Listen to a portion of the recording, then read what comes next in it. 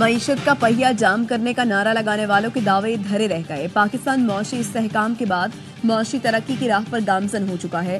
وزیر اعظم شہباز شریف کی ترسیلات زر میں اضافے پر قوم کو مبارکباد۔ کہا دسمبر 2023 سے دسمبر 2024 تک ترسیلات زر میں 29.3% اضافہ ہوا۔ ریکارڈ ترسیلات زر پاکستانیوں کے ملک و قوم کی ترقی میں کردار ادا کرنے کے آہنی عزم کی سند ہے۔ حکومت پاکستان ملک کی ترقی اور عوامی فلاح و بہبود کے لیے پرعزم ہے۔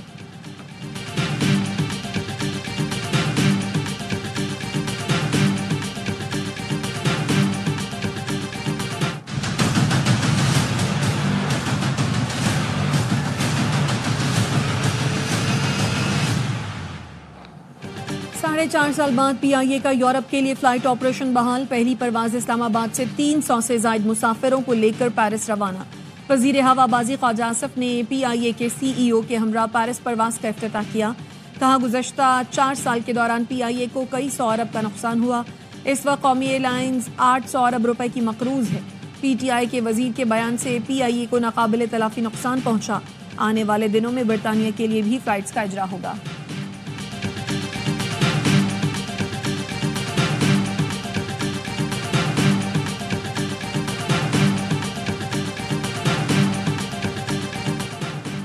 'جامشورو سندھ ٹکری 1 کے کنویں سے گیس کی پیداوار کا آغاز۔ پی پی ایل کے اعلامیے کے مطابق کوٹری نارتھ بلاک جامشورو کے کنویں سے کچھ عرصہ پہلے ہی گیس دریافت ہوئی تھی، جس سے سوئی سدرن گیس کمپنی کو فراہمی شروع کر دی گئی ہے۔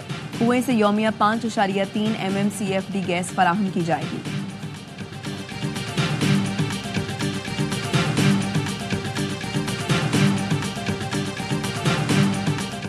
9 مئی کے مقدمات میں دفعات انسداد دہشت گردی ایکٹ کی تھی، پھر فوجی ٹرائل کیسے ہوا؟ تعزیرات پاکستان اے ٹی اے کے تحت مقدمات پر کارروائی فوجی عدالت کیسے کر سکتی ہے؟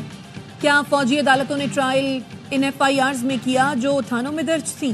جو 3 ایف آئی آرز کی کاپی دی گئی ان میں آفیشل سیکرٹ ایکٹ کی دفعات نہیں۔ جسٹس مسرت ہلالی کے سیولنس کے ملٹری ٹرائل کیس کی سماعت میں ریمارکس۔ وزارت دفاع کے وکیل خواجہ حارث نے بتایا، ہر دہشت گرد پر آرمی ایکٹ کا اطلاق نہیں ہوتا۔ آرمی ایکٹ صرف ان پر لاگو ہوتا ہے جو آفیشل سیکرٹ ایکٹ کی خلاف ورزی کرے۔ جسٹس جمال بندوقیل نے کہا، 38 سال سے اس شعبے میں ہوں، پھر بھی خود کو مکمل نہیں سمجھتا۔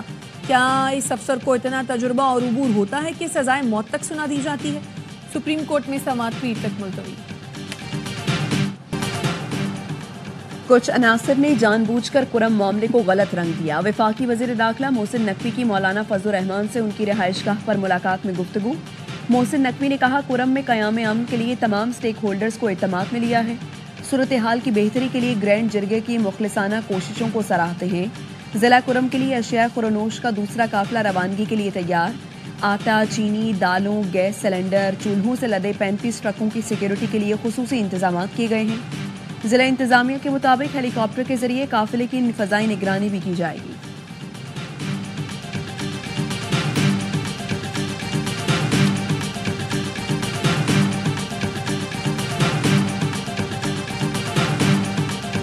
بیرسٹر گوہر کی ملاقات ہوئی تھی، ان سے جو بات ہوئی ہے خان صاحب کی، تیسری نشست کر لیں، اس نشست میں تحریری مطالبات بھی دے دیں، لیکن ساتھ ہی یہ کہیں کہ اس نشست میں مانا جائے کہ جوڈیشل کمیشن جو ہم مانگ رہے ہیں 9 مئی کے حوالے سے 26 نومبر کے حوالے سے وہ بنیں گے۔ اگر ایسا نہیں ہوتا تو پھر ہم چوتھی نشست نہیں کریں گے۔ تیسری نشست کے لیے تیار ہیں، پیغام بھیج دیا، لیکن حکومت کی طرف سے کوئی جواب نہیں آیا۔ کمیٹی رکن سلمان اکرم راجہ کا کہنا ہے، بانی سے کھلے ماحول میں ملاقات کے بجائے اسی کمرے میں ملاقات کرانے کی درخواست کی، اس کا بھی کوئی جواب نہیں آیا۔ ایک طبقہ چاہتا ہے مذاکرات آگے بڑھیں، خواجہ آصف اس طبقے میں شامل نہیں۔ ایک سوال پر سلمان اکرم راجہ بولے، شیر افضل مروت کی بات کو پارٹی کا موقف نہیں سمجھتا، ہم 4-5 لوگ ہی بانی اور پارٹی کی بات کا استحقاق رکھتے ہیں۔ شیر افضل مروت نے سلمان اکرم راجہ کو اجنبی قرار دے دیا۔ پوچھا، سلمان اکرم راجہ کا پی ٹی آئی سے کیا تعلق؟ بیرسٹر گوہر سے پوچھے، سلمان اکرم راجہ کیسے سیکرٹری جنرل ہو گئے؟ پارٹی آئین کے مطابق الیکشن میں منتخب ہی جنرل سیکرٹری ہو سکتا ہے۔ بانی پی ٹی آئی سے بات کروں گا اور سلمان اکرم کی ساری بات بتاؤں گا۔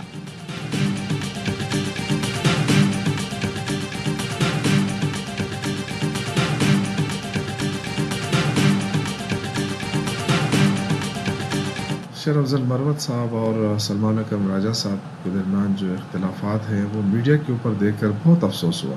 یہ پارٹی کے لیڈرشپ کی ذمہ داری ہے کہ پارٹی کے اندر ڈسپلن لائے. جو تحریک انصاف کے مذاکرات ہیں حکومت کے ساتھ، تیسرا دور ہے، یہ اب آخری دور بنتا دکھائی دے رہا ہے کہ حکومت کا جو رویہ ہے وہ تو ایسا لگ رہا ہے جیسے حکومت اب بیک فٹ پہ جا رہی ہے.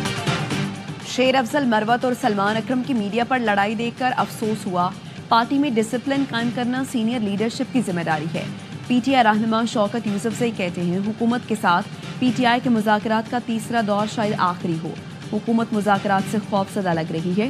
اگر اختیار ہے تو بانی سے کمیٹی کی ملاقات کیوں نہیں کرائی جاتی؟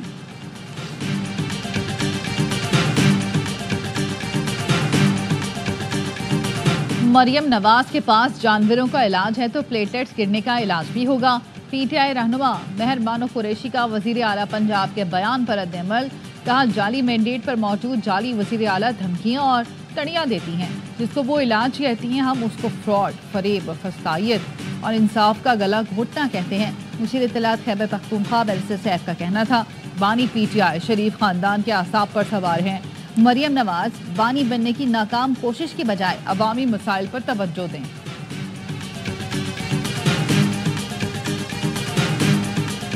جو ڈیمانڈز ہم نے سامنے رکھی ہے وہ ہیں جو سیاسی قیدی ہیں ان کی رہائی اور 2 کمیشنز کا قیام. یہ ایک ایگزیکٹو آرڈر کے تحت ہو سکتا ہے. ایک سگنیچر کی ضرورت ہے chief executive of the country.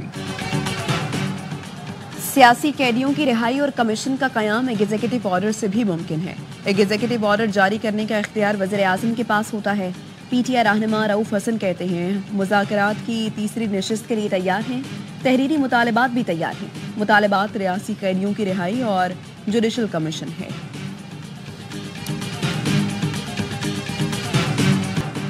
توشہ خانہ کیس 2 میں استغاثہ کے ایک گواہ کا بیان قلم بند. بانی پی ٹی آئی کو اڈیالہ جیل میں قائم عدالت میں پیش کیا گیا. بشرا بی بی کے وکیل کی عدم پیشی پر عدالت برہم. ریمارکس دیے بشرا بی بی کے وکیل آئندہ سماعت پر پیش نہ ہوئے تو حق کے جرا ختم کر دیں گے. آئندہ سماعت پر مزید 2 گواہان طلب. سماعت 14 جنوری تک ملتوی.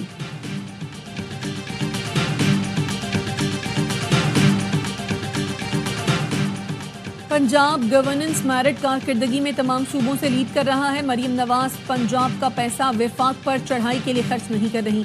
وزیر اطلاعات پنجاب عظما بخاری کا بیرسٹر سیف کے بیان پر رد عمل. کہا مریم نواز جانوروں کے ساتھ سیاسی بونوں پاگلوں کا بھی علاج کریں گی. ان کی چند ماہ کی کارکردگی باقی صوبوں کے لیے مثال ہے. پنجاب میں کام ہو رہا ہے اور نظر بھی آ رہا ہے.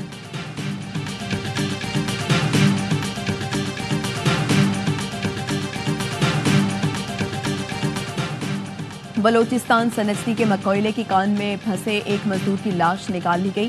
دیگر 11 کانکنوں کی تلاش جاری ہے. کوئلے کی کان میں گیس بھرنے سے گزشتہ روز دھماکہ ہوا تھا.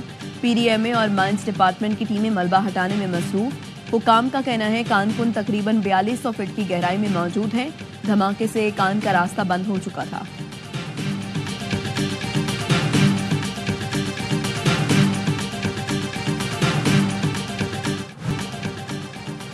سندھ ہائی کورٹ نے ڈاکٹر شاہد رسول کو بطور ایگزیکٹو ڈائریکٹر ضلع اسپتال بحال کر دیا. 2 رکنی بینچ نے سنگل بینچ کی جانب سے معطلی کا فیصلہ کالعدم قرار دے دیا. کہا ایڈوکیٹ جنرل کا موقف قابل توجہ ہے. انصاف کی فراہمی کے لیے 2 رکنی بینچ کو مداخلت کرنا پڑی. سنگل بینچ کو تمام فریقین کو سننے کے بعد معطلی سے متعلق فیصلہ دینے کی ہدایت.